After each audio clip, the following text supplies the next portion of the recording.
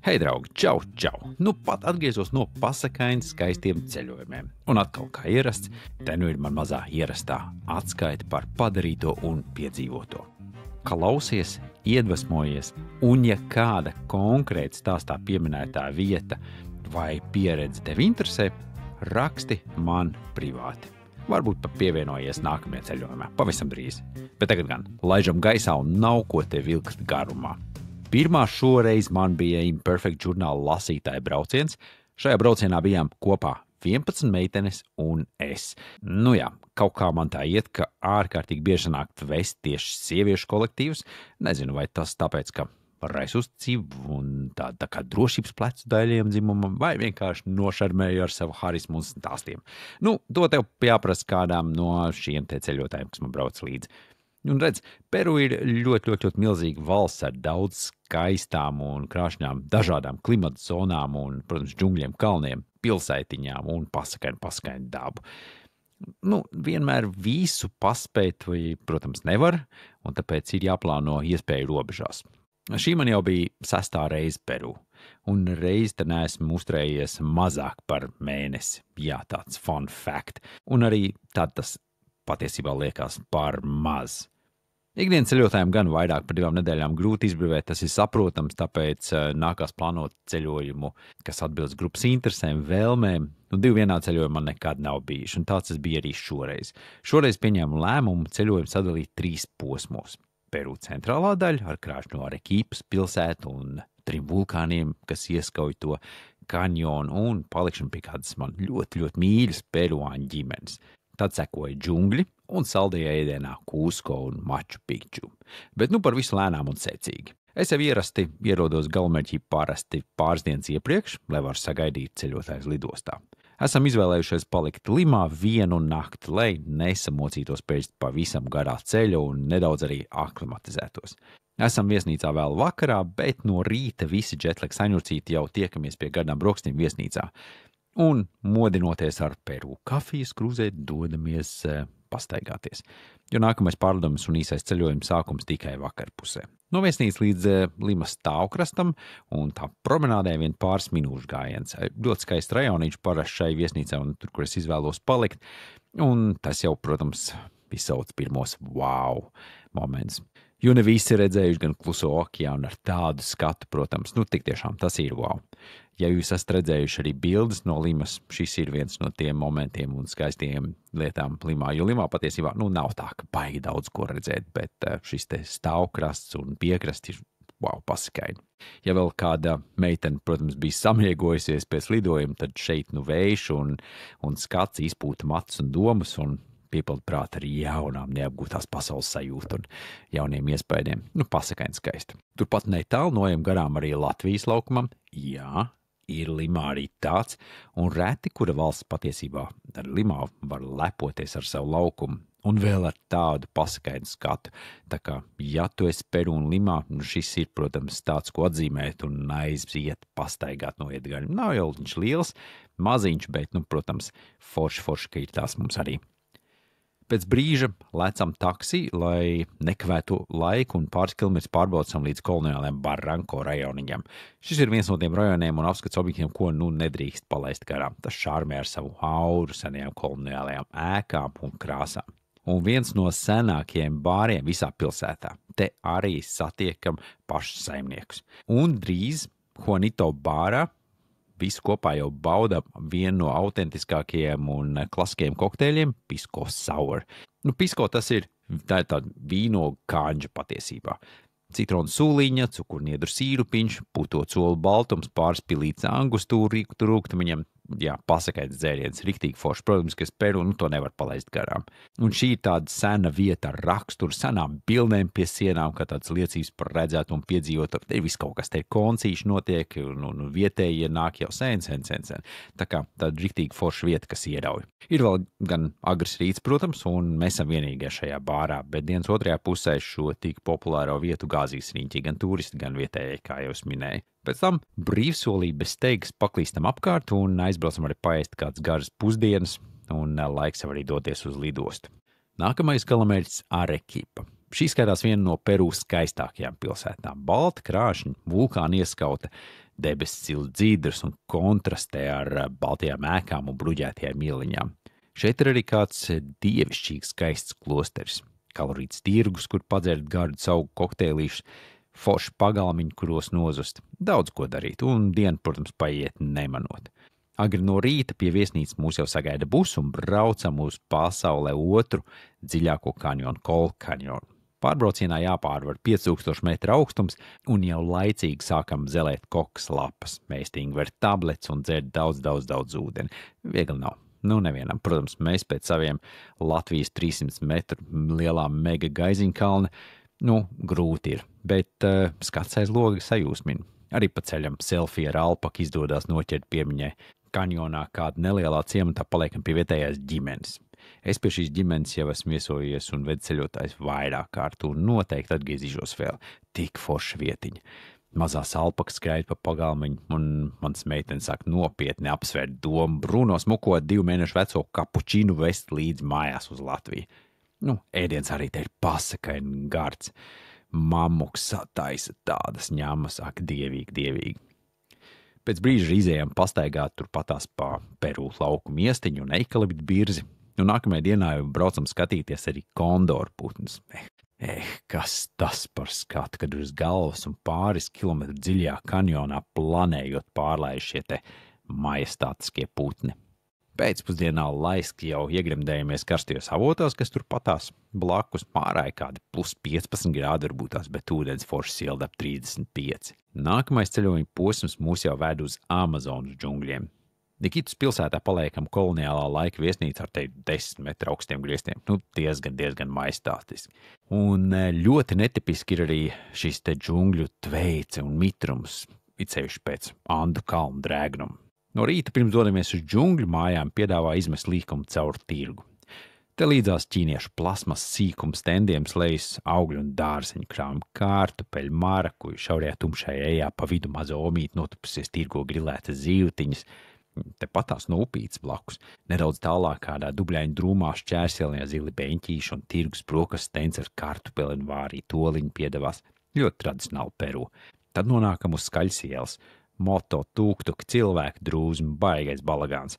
Abās ielas pusēs tirgotāji stendi, tabaks, lapas, cigāri, mapači, līdzai svaigas vistiņas ar pilnu punci oliņām. Tās vār tādā tradicionālā zupā. Tur blakus atkal ēstuvīte, bet te spainis pilns ar mazām bruņurupuču oliņām. Te pulcējās daudz vietējiem, šīs dikti iecienītas. Mans meitenes gan ne par ko nav pierunājums pagaršot. Pamanām arī krokodīlu ķepas, līdzās tam bruņnes un bruņurupucis. Tos vēlāk pēc atgriešanās no džungļiem gan pagaršojām kādā vietējā restorānā. Ceļš līdz Amazonas džungļu nometnei tāls. Sākumā 2 stundas ar auto, un tad vēl 2 stundas ar laivu pupu. Ceļš garš, ik pa laikam līst lietus, bet ir taču džungļi, ko gan citu var vēlēties. Ir silts. Nakts tumsā ejam meklēt džungļu mošķus, atrodam pāris indīgās čūskas un tarantulas. Es šeit pat biju arī šogad maijā, un jāsaka, ka lietu sezonā te bija interesantāk.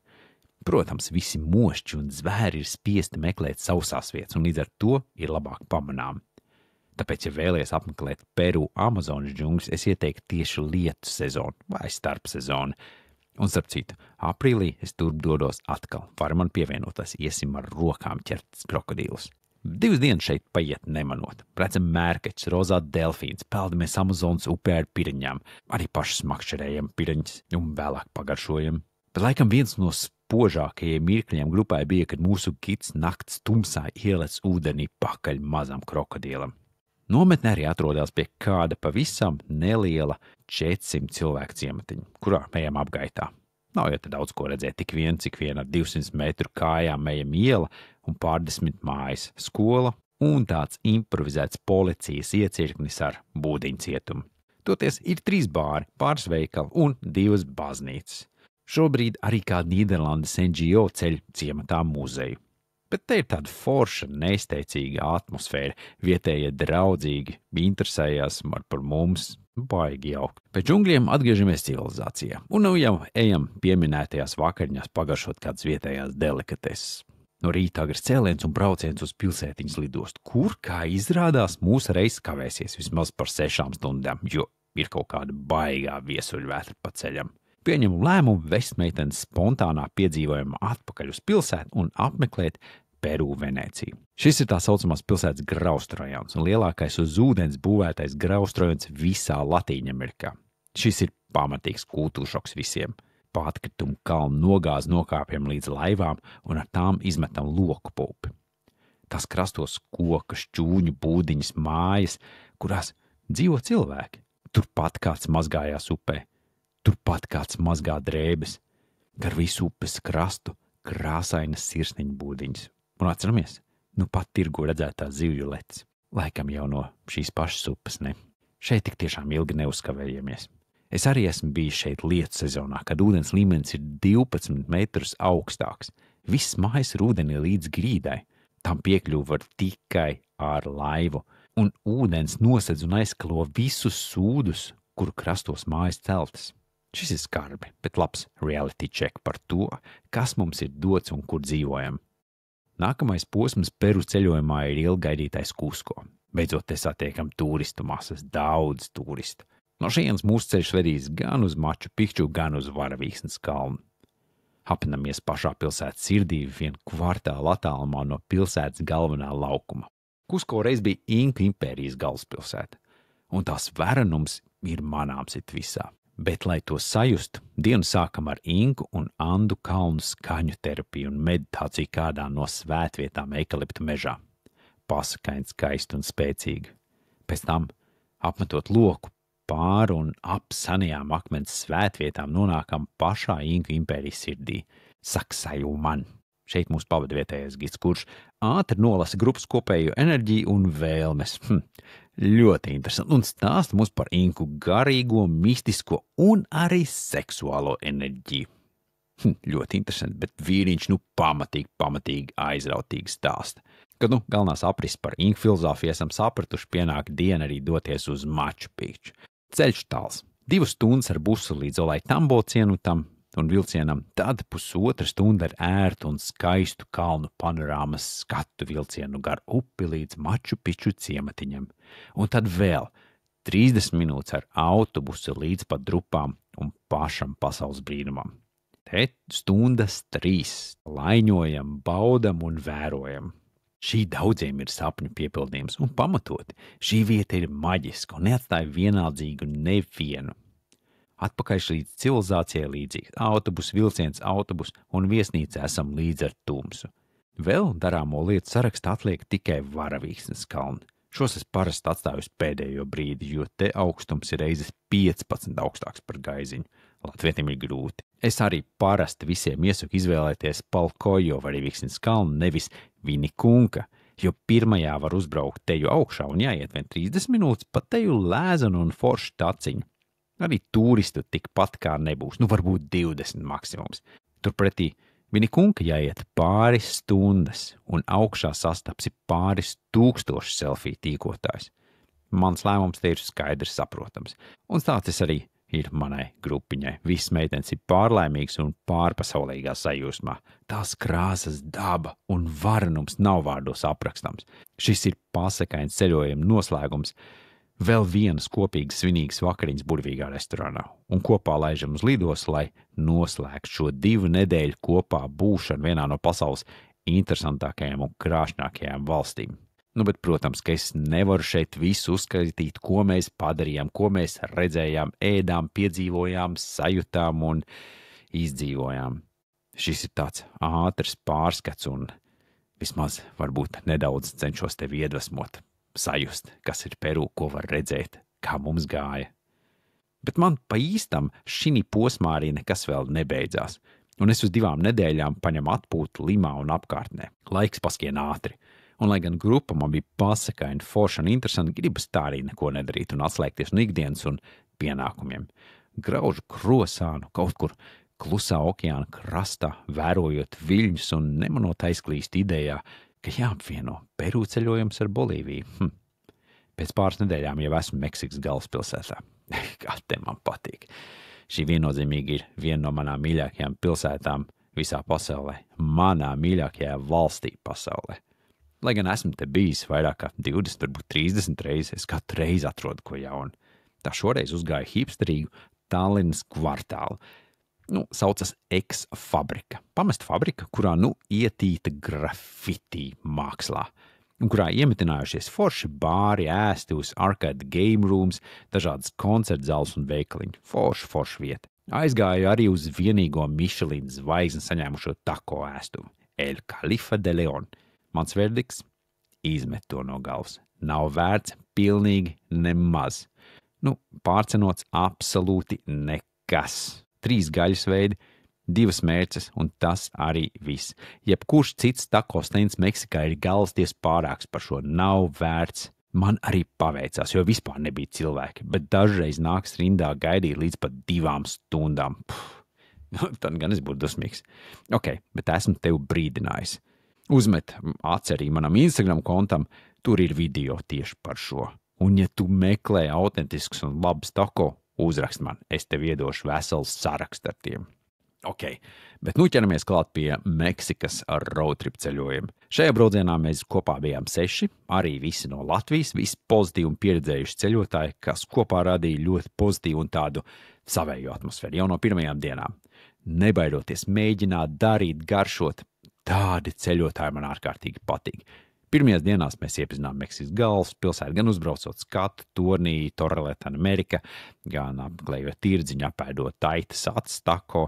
Ar gaisa tramvajiņu izbraucām loku virs pilsētas, klusumā slīdot virs krāsainiem namiņiem un vērojot pilsētu tālu līdz pat horizontam. Izbraucām arī ar laivu par Sočimilko kanāliem, klausoties mariači dziesmās, un apmeklējām, protams, arī Frīdas Kalo māju. Un tam visam pa vidu vēl paspējām sarunāt un norganizēt spontānu zobārstu apmeklējumu vienam no grupas dalībniekiem. Un tad pēdējā vakarā pirms došanās tālāk aizējām uz Meksikas fenomenu luča libre wrestlingu. Šis ir tiešām varenšaus, varbūt ne visiem eiropiešiem saprotams, bet skaties to kā sava veida teātri. Kultūras daļu, kur sakņojās tev 100 gadu senā pagātnē. Droši vien interesantākā daļa bija nevis mačo čaļi, triko grūstot un mētājot viens otru, vai seksīgās beibas klapējot un teatrāli žņaudzot vienu otru, bet gan vietējo atbalsts, līdzjušana savējiem varoniem un patiesais pārdzīvojums par zaudējumu un sāpēm. Tāds šovs pat tiešām vairākos līmeņos, kurā piedalās pat Meksikas armijas orķestris, izpildot himnu un mūziku. Nākamā diena gan sākas agri ar kādu pārsteigumu jau no manas puses. Jāceļas jau 4 no rīta un jādodas ceļā. Pēc stundas brauciena parkojos līdzās vairākiem gaisa baloniem, kur mans pārsteigums apzināti sabrūk kā kāršnamiņš. Lidosim ar gaisa balonu virs saules un mēnesi piramīdām. Šis līdz pat ceļojuma beigām grupai paliek kā viens no skaistākajiem mirkļiem. Un kā gan ne? Saulēktā kopā ar 100 citiem baloniem pārlidot pāris metrus virs saules piramīdas, tevi pieskaroties tai maģiski, brīnumaini un pasakaini skaisti. Ceļš tālāk ved uz kādu maģisku kalnu ciematiņu, Quetzalan. Šeit ir man kādas naktsmājas, kurā alaši paliekam, jo skats no tās uz ciematu un baznīciņu ir dievišķs. No rīta mūs modina gaļi un suņi, un pie gardām brokastīm apspriežam dienas plānus. Šodien ir svētdiena, un ciematā sabrauc vietējie no malu malām, lai tirgotu labumus. Gan augļus, gan ziedus, dārzeņus, šokolādi, kafiju, zivis, gaļu, rokdarbus, krāšņus un košs tirdziņš. Vēlāk braucam dabu lūkoties uz kādu skaistu dārzu un parku. Te redzam gan dažādās orhidejas un citu ziedus, gan kanēļkoku un pasakainos ingveru ziedus. Pēcāk aizlaižam uz ūdenskritumu atvelcēties, bet, lai gan esam tropu zonā, šeit latviešiem ūdens par augstu. Un baudām kritumu vien ar acīm. Turpat netālu ir kāds cits maģiskais ciematiņš. Laikam jāpastāsta, ko tad nozīmē manis jau pieminētie maģiskie ciematiņi. Redz, Meksikā ir 132 šādi maģiskie ciemati. Pueblo Mágico. Šo statusu piešķir valdība ciematiem, kur izceļas ar savu kultūras mantojumu, tradīcijiem, dabu, gastronomiju vai vēsturisko nozīmi.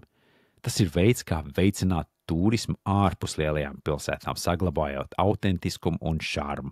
Mēs brauciena laikā apmeklēsim 3 šādus ciematus, katrs ar savu šarmu.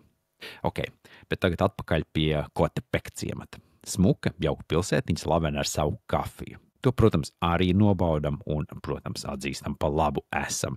Pēc vakariņām mariači mūzikas pavadībā ejam meklēt kādu bāru, kurš mums uzjaukt vietējo slaveno kokteili burro.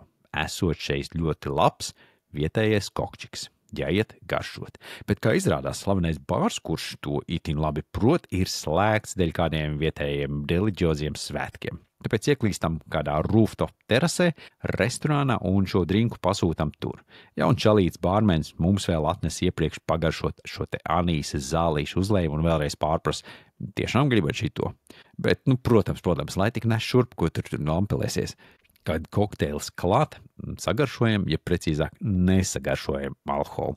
Tāds pavisam pliekans. Pasūtam otru riņķi. Tikai, ar stipro dziriņu, lai atnes. Kad tas klāt, piešaujam to nedaudz, vēl nedaudz apelsīniņu.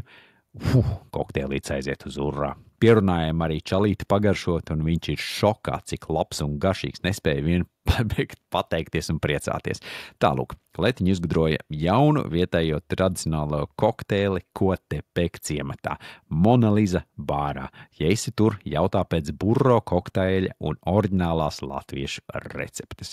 Un vēl, obligāti ir jāpiestāj pie Techolo ūdenskrituma. Tas ir retais ūdenskritums visā Meksikā bez ieejas maksas un ir pamatīgi iespaidīgs. Man ļoti patīk. Pēc tā mūsu ceļš ved tālāk arī uz visu Latēņmiks šamaņu epicentru. Tas sabats gan notiek katra marta pirmajā piekdienā, ja es nemaldos, un šoreiz tas nav mūsu mērķis. Tirgu līdz ar cietvēršanos nopērkam pāris kilogramus svaigu garneļu, un tā kā mums ir Airbnb ville pašā ezera krastā, nolemjam pagatavot arī gardas vakariņas. Drīz pēc ierašanās es ķeros tam klāt, un vakariņās ēdam garneles ar guakamoli. Riktīgas gastronomiskās izvērtības. No rīta saule lec aiz ezera, un mēs arī ar kopīgām brokastīm. Šodien izbrauciens pa ezeru ar laivu un mangrovi mežu, līdz nonākam mazā ciematā, kur pirms vairāk kā 10 gadiem es vienatnē labprātīgi iesprūdu uz nedēļu. Šī ir viena no ļoti slepenu vietām manā sarakstā, un te garantēts, ka turistus nesatiksi pilnīgi nekad. Varbūt kādreiz kādu vietēju restorānā, bet pludmale, cik tālu līdz horizontam redzēsi, būs tikai tev vienam. Un ūdens te Meksikas līcī ir nemainīgi, plus 26 grādi. Restorāns ar pasakainām jūras veltēm, un ko vairāk var vēlēties. Tā mēs te savas 5 stundas pavadam darot precīzi neko, peldoties un baudot vienatni. Šim vakaram man sarunāta vēl kāda aktivitāte – maiju pirts ceremonija, zinām kā temaskal, kas no azteku valodas, starp citu no nahuatl, nozīmē tvaikanams. Bieži temaskal piedēvēja gan maijiem, un, lai gan viņi to izmantoja un pārmantoja no vēl senākas kultūras, dēvēja par zampuļče, bet par vēsturi un faktiem vairāk es tev pastāstīšu, kad tu brauksi man līdzi, lai tev nejauktu baigi te prātu. Mums šī pirts ir tomēr pazīstamā vairāk kā čigānu pirts. Oriģināli zaru saslēgts namiņš, mums gan šoreiz modernāk. No māliem celta būve, kura neliela auguma cilvēks varētu pat stāvēt kājās. Mēs 6, mūsu šamane Kristīne, izritojamies pa visu namiņu. Telpa ir kā simbolisms mātes puncim, un pēc ceremonijas mēs jaunpiedzimstam. Akmeņi šai ceremonijai tiek karsēti ārpus telpas atsevišķi, un pa vienam tiek nesti aicināti iekšā. Viss ceremonija sadalīta 4 daļās, 4 debespusēs. Katra savu enerģiju, mācību un nodomu. Katra reize ir karstāka un intensīvāka. Katra reize tiek pavadīta ar Kristīnas dziesmām. Kristīnai ir pasakaina balss, un viņas dziesmas pirms ceremonijas laikā aizrauj pamatīgi kā dziļā meditācijā. Visi iztur visas 4 durvis un ceremonijas daļas. Esmu laimīgs un priecīgs, un šī atkal bija pasakaina skaista pieredze vietā ar tik spēcīgu enerģiju. Nākamais ceļojuma posms mūs ieved citā štatā, un vakarā neplānot uz pāris stundām nozūdam vietējo omīšu un opju uzmanības centrā, griežot tradicionālās dejas pilsētas laukumā. Tas bija tik labi. Vienmēr dejas cenšos iekļaut ceļojumā, bet šis gadījās tik neplānot un superīgi, ka wow. Nākamajā dienā braucam aplūkot vienu no UNESCO dabas brīnumiem, Sumidero kanjonu. Sākam ar skatu no augšas, no 1 kilometra augstas klints malas, un tad jau arī lecam laivā un ar laivu pa upi to visu skaistumu, ūdenskritums, krokodīls, mērkaļs arī no apakšas lūkoties. Bet, kad liekas, ka diena jau teju galā, ierodamies manās mājās, pilsētā, ko es tik tiešām dēvēju arī par savām mājām, jo tieši šeit ir pavadīti vairāk gadi un laiks un emocijas San Cristobal de las Casas. Un surprise, surprise, nes kā gadījies, ka tieši šodien iekrīt visu svēto dienas svinības. Pēdam vakariņas un ejam ielās meklēt, kur uzkrāsot svētku sejas. Meitenes ir nopirkušas krāšņus kroņus un visi esam gatavi svētku noskaņā. Ielas jau ir pilns ar cilvēkiem, svētku tērpos iet parāde. Tā gan laikam īsti nekad nebeidzās. Un mēs jau drīz taisām kopējo selfiju ar riktīgi skaistām izkrāsotam sejām tradicionālā stilā. Paveicās atrast ļoti labu mākslinieci, kontaktu saglabāt arī nākamajam gadam. Laiks mesties pūlī un izbaudīt svētku noskaņu. Visi cilvēki ir pozitīvi un priecīgi, nāk fočēties ar mums un tāpat vien parunāties. Beidzot nolēmjam piesaist kādā mazā bāriņā gājēja ielas malā. Perfekts plāns, jo lēnām malkojot mezkala šotus, varam vērot garām slīdošos tēlus, aprunāties ar tiem, fočēties un vienkārši pasakaini skaisti pavadīt laiku bez skriešanas un steigas. Svētki ir te uz ielas ap mums.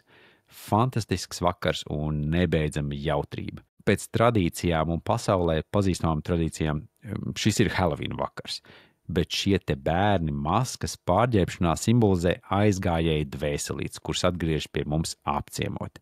Un nākamajā dienā Meksika ir tā diena, kad visi šajos svētkos dodās uz kapiem. Arī mēs šeit, Čapas reģionā, viena no lielākām komunām ir Codzil Maiju pēcteči. Viņu reliģija, mitoloģija ir sajaukums kaut kas starp majiem un kristietību. Arī kapu tradīcijas ir atšķirīgas. Lai gan nekur Meksikā kapu svētkos nedzirdēsiet sērīgu vijolnieku, karuseļa rati, grilētus vistiņus un cukurvatas stendi turpat starp kapu kopiņām gan nebūs retums. Šī vieta, Romerio ciemats, ir tas, kurš vienmēr kultūršokē manus ceļotājus.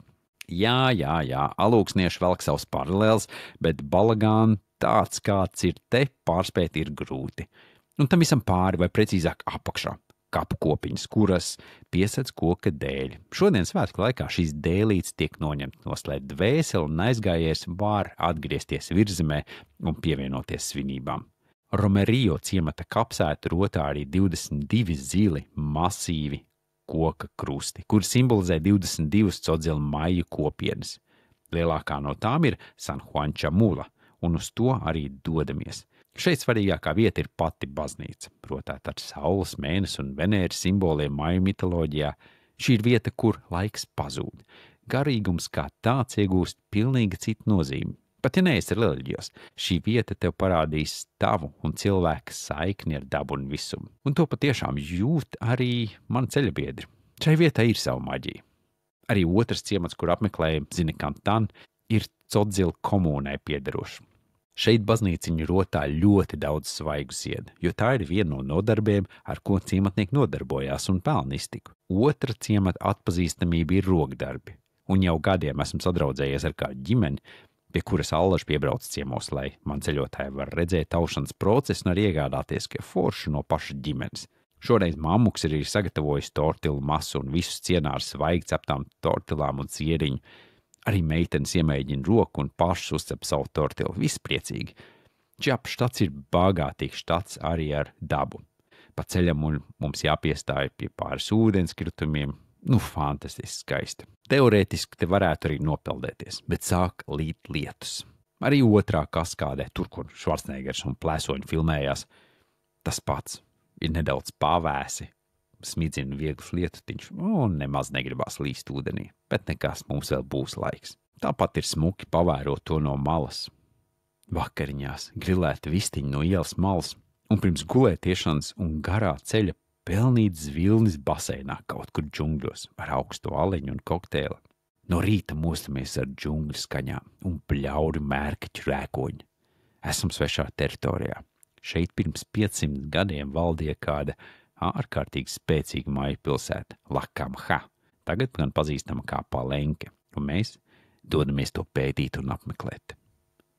Es atkārtošos, bet šī ir patiešām maģiska vieta un drupas ar ārkārtīgi spēcīgu enerģiju.